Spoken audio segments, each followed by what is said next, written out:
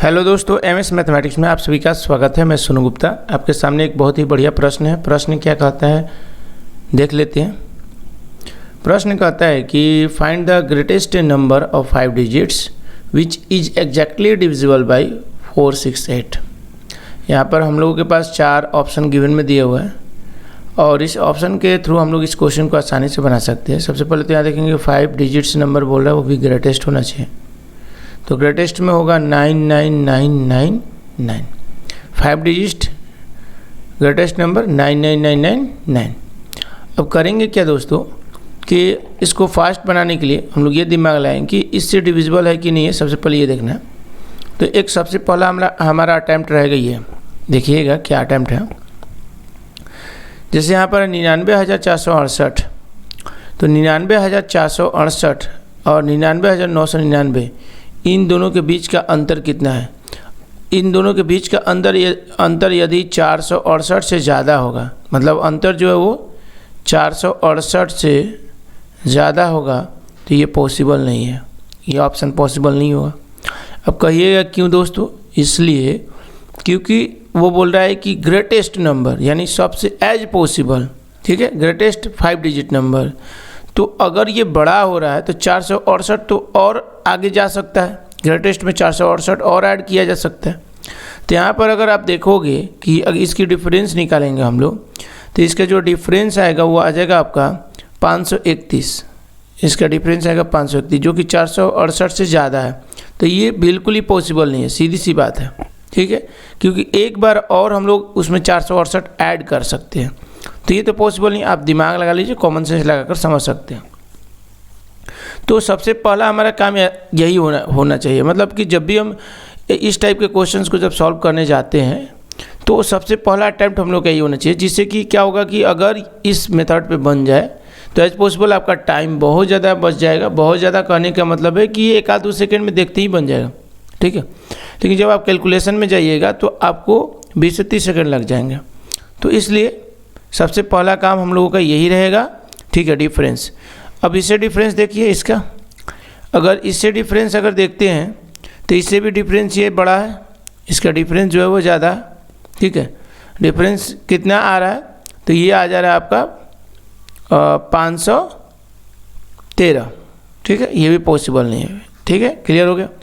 अब रही बात इसका जो डिफरेंस आ रहा है वो कहीं ना कहीं 468 ही बड़ा हो रहा है, ठीक है। तो ये एक तो चांसेस हो सकते हैं कि ये मे भी होगा पॉसिबल, और ये 684 है, मतलब ये भी पॉसिबल होगा। यानी हमारे पास 2 ऑप्शन मिल गया। अब हो गया 50-50। अब यहाँ पर हो गया क्या 50-50, मतलब इन 2 ऑप्शन में से कोई एक ऑप्शन हो सकता है एज पॉसिबल। लेकिन कभी कभी क्या होता है कि 3 ऑप्शन को हम एलिमिनेट कर पाते हैं और एक ऑप्शन बच जाता है, तो आपका करेक्ट हो जाता है। लेकिन ये फिलहाल तो 50-50 की बात हो गई। फिर भी हमारा जो कैलकुलेशन का जो टाइम है वो कहीं ना कहीं हम बचा लिए, क्योंकि 2 ऑप्शन को तो हम ऑलरेडी पहले से एलिमिनेट कर दिए। तो हमें चेक करना है तो 2 ही ऑप्शन पे बाकी के, तो 2 ऑप्शन पे जब चेक करना है तो अब चेक कैसे करेंगे ये देखेंगे। सबसे पहला काम होता है कि जो 468 है उसको हम लोग तोड़ते हैं प्राइम फैक्टराइजेशन मेथड से, इसका फैक्टर बनाते हैं। जब फैक्टर बनाते हैं तो ये 2 दूना 2 तिया 2 चौका 8, 2 एकम हो जाएगा, 2 एकम हो जाएगा और 2 साते 14। फिर कटेगा ये 3 से, 3 तिया 9 होगा और 3 9 27, और फिर ये 3 से 3 एकम 3, 3 तिया 9। यानी यहाँ पर इसका जो कहीं ना कहीं फैक्टर हो रहा है वो 2, 3 और 13। अब यहाँ पर बस इन दोनों में ये अप्लाई करना है। पहले 3 वाले में भी अप्लाई कर सकते हैं। तो 2 से ये कट डिविजिबल है, पॉसिबल है ये 2 से, ठीक है। 3 से देखते हैं, 3 3 ये कट जाएगा। 3 वाला जो डिविजिबिलिटी चेक करते हैं हम लोग, ये चेक करते हैं कि पूरा को जोड़ के 3 से डिवाइड करके चेक करते हैं, या फिर अलग अलग भी यहाँ पर देख लेते हैं कि ये 9 3 से कट रहा है, ये 9 3 से कट रहा है, और ये टोटल को जोड़ के देखते हैं 3 से कट रहा है कि नहीं। 6 4 10, 10 8 18, ये 18 3 से कट रहा है, मतलब 3 से भी ये पॉसिबिलिटी है। अब बचा केवल एक क्या, 13।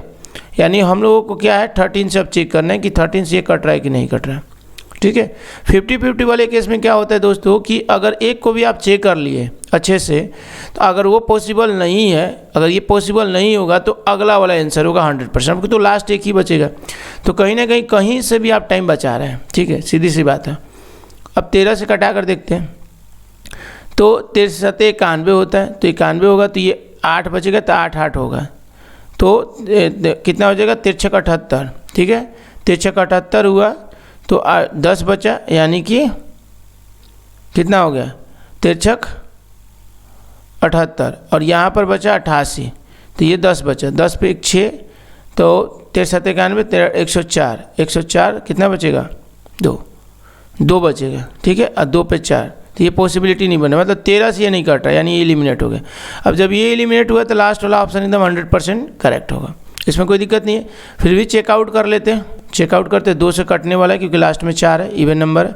3 से कटेगा, 3 से ये 9 कटेगा, 3 से ये 9 कटेगा, 6 3 से कट जाएगा, 8 4 12, 3 से कट जाएगा, ठीक है, ये पॉसिबिलिटी है, हो गया। अब बचा एक 13 से काटने वाला, 13 से काटते हैं तो ये तो हो जाएगा 63×91, फिर 8 और 6 बचेगा, फिर उसके बाद कटेगा ये 78, तो 8 8 8 हो जाएगा, 8 8 होगा तो फिर 3×78 ही होगा, फिर 10 और 4 और 13 8 104 हो जाएगा, यानी 13 से बिल्कुल कट रहा है, यानी 2 से भी कट रहा है, 3 से भी और 13 से भी, यानी कि ये 468 से बिल्कुल डिविजिबल होगा। तो यानी ऑप्शन नंबर जो 4 होगा वो करेक्ट हो जाएगा। कहीं ना कहीं हम आशा करते हैं कहीं ना कहीं आपको ये बिल्कुल सॉल्यूशन समझ में आएगा हम क्या बताना चाहते हैं। तो ये जो है कहीं ना कहीं अगर आप कैलकुलेशन करने जाइएगा तो आपको कहीं ना कहीं टाइम तो लगेगा ही लगेगा, लेकिन अगर ये मेथड अपनाइएगा तो कहीं ना कहीं आप बाकी मेथड के तुलना में कहीं ना कहीं आप बहुत ज़्यादा फास्ट बना पाइएगा और अपने टाइम को बचा पाइएगा। और दूसरी बात कि ये डायरेक्टली तो बनने वाला है नहीं, डायरेक्टली बनाने के चक्कर में जाएंगे तो टाइम बहुत ज़्यादा लगेगा। हम लोग को ऑप्शन का ही इस्तेमाल करना, ऑप्शन में एलिमिनेशन मेथड लगाना है, एलिमिनेशन मेथड से इस टाइप के क्वेश्चंस को कभी भी बनाना है। ठीक है दोस्तों, आशा करते हैं कि आपको समझ में आएगा। चैनल को सब्सक्राइब करके सपोर्ट जरूर कीजिए। धन्यवाद।